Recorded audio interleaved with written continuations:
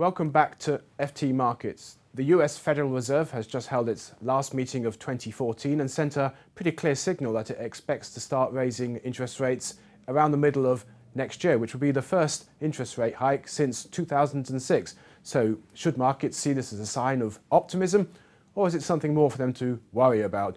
With me to discuss the implications is Ewen Cameron Watt, who's the Chief Investment Strategist at BlackRock.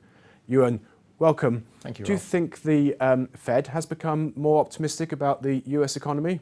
Undoubtedly, but it's been signalling this for a while. So, in a sense, the surprise about yesterday was there was no surprise.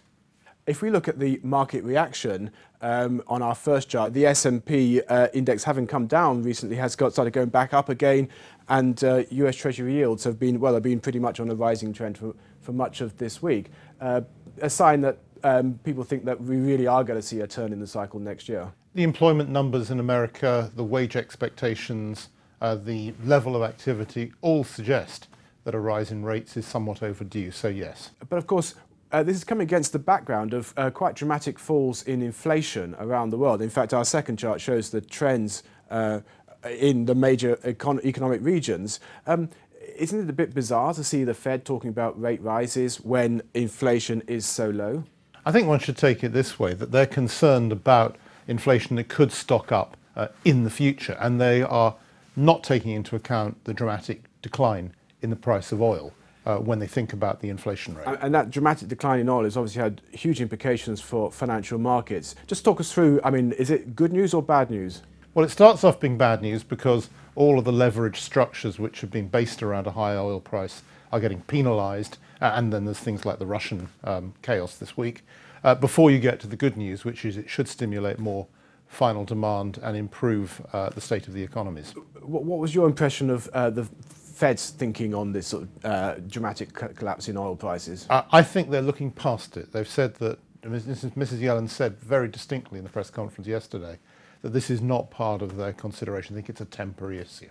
Okay, if we look at our final chart, which is of the 10-year US Treasury yields, a bit of a different picture from what stocks and shorter-term bonds have been showing, suggesting a bit of gloom, if we read this correctly, as about the economic outlook. I think nominal GDP has been trending down for a long time, and nominal GDP, which of course includes an allowance for inflation in it, nominal GDP has been consistent with this decline in bond yields. There's also a shortage of high quality bonds, so there's a continuing bid.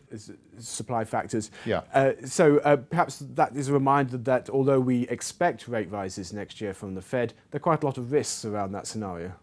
I think the rate rises will be mild, and I think it's fair to say that because so much credit in America is securitized, it's priced off this relationship, that the long end of the bond market, the 10 years, matters more to the economy than where short-term rates are. Ewen, we have to stop there. Thank you very much. So, expectations of a rate rise from the US Fed next year, but a lot of uncertainty and caution about whatever they do.